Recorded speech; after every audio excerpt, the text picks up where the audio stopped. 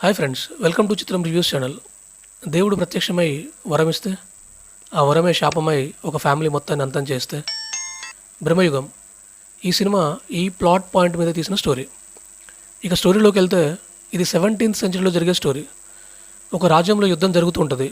ఆ యుద్ధానికి భయపడి పారిపోయిన ఒక ఆస్థాన గాయకుడు, అదే సింగర్, అడవిలో దారి తప్పి ఒక పాతబడిన రాజభవన్లోకి వెళ్తాడు.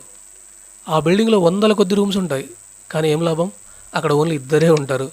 అందులో ఒకరు ఆ బిల్డింగ్ ఓనర్ మన హీరో మమ్ముట్టి, ఇంకొకరు వంటవాడు, అదే కుక్. సినిమా మొత్తం ఈ 3 క్యారెక్టర్స్ తోటే ఉంటుంది. అయితే దారి తప్పి ఆ బిల్డింగ్లోకి వచ్చిన ఆ సింగర్ వన్ డే అక్కడ స్టే చేసి నెక్స్ట్ డే ఇంటికి వెళ్ళొచ్చు అనుకుంటాడు. బట్ అలా వెళ్తే సినిమా ఏముంటుంది? సో ఆ సింగర్ ఆ బిల్డింగ్లోనే పర్మనెంట్గా ఉండాల్సిన ఒక సిచ్యువేషన్ వస్తుంది. ఆ సిచ్యువేషన్ ఏంటి? అక్కడితో అయిపోలేదు. ఆ తర్వాత కొన్ని రోజులకి ఆ సింగర్ తన పేరు కూడా మర్చిపోతాడు. అలా ఎలా మర్చిపోయాడు? ఏదైనా మ్యాజిక్ జరిగిందా? అసలు ఈ మమ్ముట్టి ఎవరు? ఆ వంటవాడెవరు? ఆ రాజభవనం స్టోరీ ఏంటి?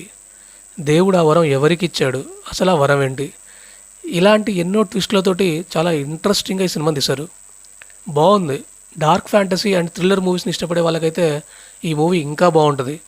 క్లైమాక్స్ 20 minutes అయితే నెక్స్ట్ లెవెల్. మమ్ముట్టి గారు చనిపోయి మళ్ళీ పుట్టే సీన్ ఒకటి ఉంటుంది, అదైతే ఇంకా హాలీవుడ్ రేంజ్. ఈ సీన్లోనే ఒక బిగ్గెస్ట్ ట్విస్ట్ ఉంది, కానీ అది స్క్రీన్ పైన చూస్తేనే బాగుంటుంది. కామెడీ అయితే ఎక్కువగా ఎక్స్పెక్ట్ చేయకండి. శాంపిల్కి ఒక సీన్ చెప్తాను. మమ్ముట్టి గారు ఆ సింగర్ని పాచికలాడాలంటే ఏదైనా పందెం కాయాలని చెప్పినప్పుడు ఆ సింగర్, నా దగ్గర ఏముందయ్యా, నేను కట్టుకున్న ఈ లుంగి తప్ప అని ఇన్నోసెంట్గా చెప్తాడు.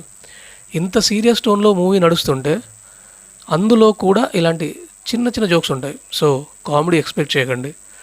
పర్ఫార్మెన్సెస్ విషయానికి వస్తే, of course 3 times national award winning actor Mammootty గారు 72 years ఏజ్లో కూడా ఇంత ఎక్స్పెరిమెంటల్ సినిమా చేయడం అంటే హీ సో గ్రేట్. ఈ సినిమాలో ఆయన పర్ఫార్మెన్స్ అయితే నెక్స్ట్ లెవెల్. ఆయన మేక్ ఓవర్ నెక్స్ట్ లెవెల్. అసలు ఎలా ఐడియా వచ్చిందండి మీకు ఆ మేక్ ఓవర్? కానీ చాలా బాగుంది. కొన్ని సీన్స్లో తన నవ్వుతోటే మనల్ని భయపెడతాడు. Brilliant performance. మిగిలిన 2 క్యారెక్టర్స్ కూడా ఎంగేజింగ్గా ఉంటూనే పర్ఫార్మెన్స్ కూడా చాలా బాగా చేశారు. ఇక డైరెక్టర్ అయితే కుడోస్ టు హిమ్. ఒక మెగాస్టార్ని తీసుకొని ఇలాంటి ఒక ఎక్స్పెరిమెంటల్ స్టోరీ, అది కూడా జస్ట్ ఒక 3 charactersతో సినిమా, ఎలా అండి? Hats off to him. Technical values చూస్తే brilliant visuals, good writing, authentic BGM. Locations కూడా చాలా రియలిస్టిక్ అండ్ న్యాచురల్గా ఉన్నాయి. కాస్ట్యూమ్స్ కూడా పెద్దగా ఏమి ఉండవు. అన్ని క్యారెక్టర్స్కి జస్ట్ ఒక లుంగి మీదే ఉంటాయి. ఎలా అండి? ఎలా ఇలాంటి ఐడియాస్ ఎలా వస్తుంటాయి మీకు అసలు? ఫైనల్లీ తోపు సినిమా అని చెప్పాను, కానీ ఒక brilliant, experimental, engaging and different attempt అండి. ఇది అందరికీ నచ్చే సినిమా అయితే కాదు. సో మీకు dark fantasies and thriller movies ఇష్టం ఉంటే కనుక ఖచ్చితంగా చూడండి. ఇది ఫ్రెండ్స్ బ్రహ్మయుగం సినిమా రివ్యూ.